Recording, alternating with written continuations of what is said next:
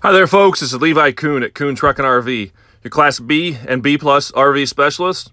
Please check out our website at truckandrv.com. That's truckandrv.com to view all of our inventory. I will put a direct link to this particular RV in the description below. If you follow that link, it's going to take you over to our website where you can see the pricing and the information on this unit. However, once this unit is sold, that link will be removed as that web page will no longer be live. We are a full-service dealer. We do offer warranty as well as financing packages. If you have any questions on those, please give us a call in our office at 419-899-2020. Alrighty, folks, we are inside of this 2002 Roadtrek 200 Popular. It is powered by the 5.7-liter V8 engine. It has 59,531 miles. 59,500 miles. As always, I'm going to start at the front, then make my way towards the rear of the coach. I will then come back towards the front. I'm going to try to get you a few different angles so you get a feel for the overall space as well as the overall condition of this unit. Both front seats here are cloth. Both front seats do swivel. The brown thing there is your propane furnace. The four-leaf or clover-style table that the Roadtrek used is tucked behind the driver's seat there. Wardrobe here swings towards the front. I'll show you that here in a minute. Kitchen area down the driver's side. We are a small family-owned and operated dealership. My father started this business back in 1976 with myself and my brother Luke having taken over the day-to-day operations for the most part now. Again, passenger seat is cloth. This one does also swivel. There is one table location right here. So if you have these front chairs swiveled, you can do your dining up here. Your morning lounging, anytime you want to sit down, you can turn these chairs around, face the rear of the coach, and hang out up front here. Wardrobe, which is directly behind the driver's seat. We have two table legs in there.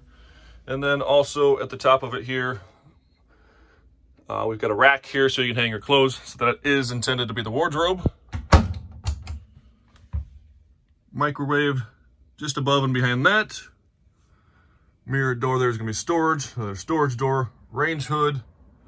Got this nice stainless backsplash here behind the 2-burner cooktop. Single basin kitchen sink, chrome faucet. A little bit bigger refrigerator than the 190s. This is a 3-way, so it would run on 12-volt electricity, 110-volt electricity, or propane gas. Does have the freezer compartment up top. Got a nice oak front on that as well.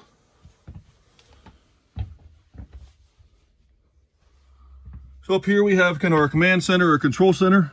The Onan 2800 generator is showing 95 hours. Hold the test. It's going to light up and show us roughly how much each one of our tanks, as well as our battery charge. Water pump switch, and then our battery disconnect. This one here is for your water heater, and this switch is for your porch light. The previous owner did install some new flooring back here. Actually did a really nice job. Everything fits pretty well. Originally would have been carpet back here, so they got rid of that carpet, put that flooring in. And in my opinion, they did a pretty nice job for being just an individual. Maybe they had somebody professionally do it, but pretty nice job. Originally, the TV would have been here. That TV's been removed. This slides out. The TV would have sat on there and you could swivel it. But you can just use this as storage now. Lots and lots of storage in this one. Opposite side cabinet, storage as well. In the kitchen area, we've got a couple of drawers here. Turn the knob. You can see the arrow on there. You got to turn the knob so you can open those. We got a remote for the AC. The Roadtrek this year used a window-style air conditioner, so they are nice and easy to replace if they ever go bad. This is an LG newer air conditioner, not the original one that would have been replaced at some point. It was not replaced by us, but it is definitely a newer air conditioner. Can't tell you for sure how old it is, but it has been replaced at some point. Brown thing down here, that is the fuse panel and the circuit breakers. Being the Popular floor plan, this is intended to sleep lengthwise. So you have two twin beds. You can sleep like this. If you want to make one large bed, you're going to sit the nightstand down on the floor, use a series of boards as well as the table to basically fill in this gap. You can then bring your back cushions to the center and create one large bed if you want to do that. Or if you prefer to just sleep with twin beds, that is also doable as well. Some people do. So we have two different size cushions here. Some people will just fill in the top portion here. They'll use one of the cushions just to fill in this area when they make the bed. That's where your shoulders are, where you need a little bit more width of the bed, and they will still leave this section here open. So when they're laying down, they can kick their feet out and get out of bed easier at night or in the morning if you gotta take a tinkle. So there's some of the boards as well as the table to make up that bed. This is just intended to be used as a nightstand. As you can see, the cushions back here are in excellent shape. No rips, tears, or stains. The TV has been relocated out here. This is a 19-inch flat screen with a built-in DVD player. That is brand new. I believe that was installed by my guys. We always do built-in DVD players because it's just easier, less wiring. Thermostat for the propane furnace. The controls for the AC will be directly on the AC itself. Side window, lower portion down here opens. Top portion is stationary, lower portion tips out a little bit. Pull a 180 on here. Let you see the cushions on this side are also in really good shape as well. No rips, tears, or stains. Again, lower portion of the window opens. Top portion is stationary, lower portion opens. How do trains drink? How do trains, aka a locomotive, how do they drink? They chug. So again, flooring back here has been replaced. I think they did a pretty good job. They even got it pretty tight to this radius here. Just makes it look a little cleaner, easier to keep clean in here as well, being a hard surface versus the original carpet that would have been in here that was put in by Roadtrek. This is the typical Roadtrek wet bath. We've got our commode down here. You can see our shower curtain, as well as our shower head and our shower valve. So the way that this is going to work, this door here is a two-piece door. This wood section here, you can see the mirror behind it. This is actually going to fold out and over this way. It's going to create your privacy towards the front of the coach. It's going to fill in this gap here and create that privacy. You can also use these cabinets here on either side, open these doors to give you some privacy towards the rear while you're showering. But essentially, you're going to stand in the aisle. You're going to pull the shower curtain out and around you. You can turn the fantastic fan on if you'd like to exhaust any steam. That fan also does a great job if you have the windows cracked on the cooler days, moving some air through here and keeping it nice and cool. So essentially, you're going to stand right here in this area, pull that shower curtain around you, take your shower. When you get done, dry off, drop your towel on the floor, wipe the floor up, and you're all done and ready to get back to camping. You can see the drain right there. All the water will run to there if you are parked level. This whole entire gray area here that's sunk down in, that is a fiberglass formed drain pan. So as long as you're parked level, this is sloped so that the water will run down there and drain the way that it is supposed to. Overall, a nice clean unit. Inside here for 2002 is beautiful. Just some normal little wear and tear. Nothing jumps out at me as major damage.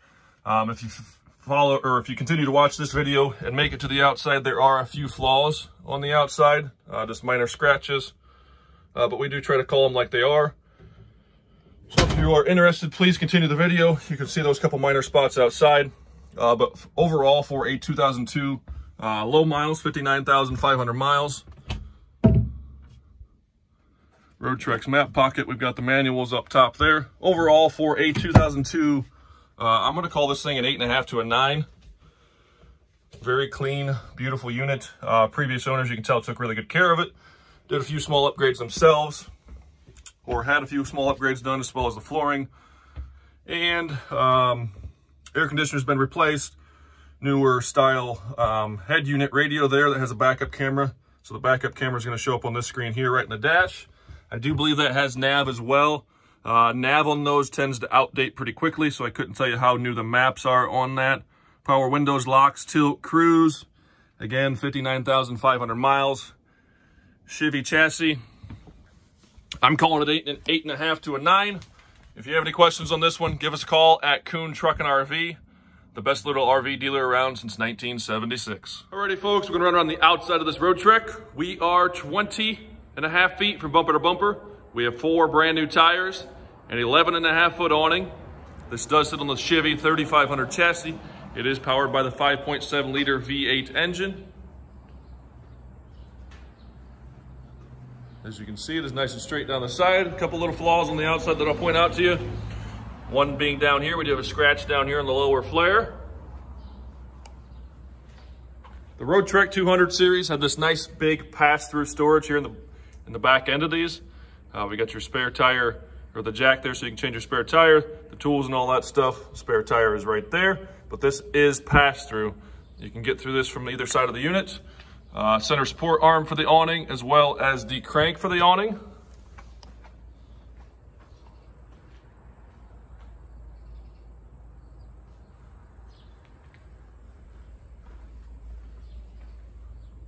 Got a little bit of paint chips there, just below that rear window. Another one there and there that you can see. Backup camera is mounted down here where the license plate would go. You're gonna flip the license plate up and that will give you access to the propane tank so you can fill your propane tank, as well as the tow package down bottom. This exhaust here is for the generator. The generator is mounted where the spare tire normally would be, right behind the axle on this van.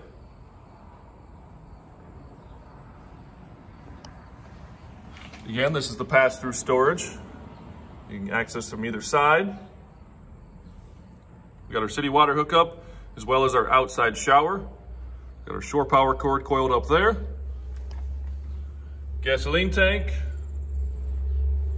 Vent and access to our water heater. Vent and access to the back of our refrigerator. Vent for our propane furnace. So we got another little scratch there on the lower flare. Freshwater hose. This is another decent sized storage compartment here. These do have load limits in them. Stickers are still in there for that. And a couple of sewer hoses the previous owner left. We left those for you as well.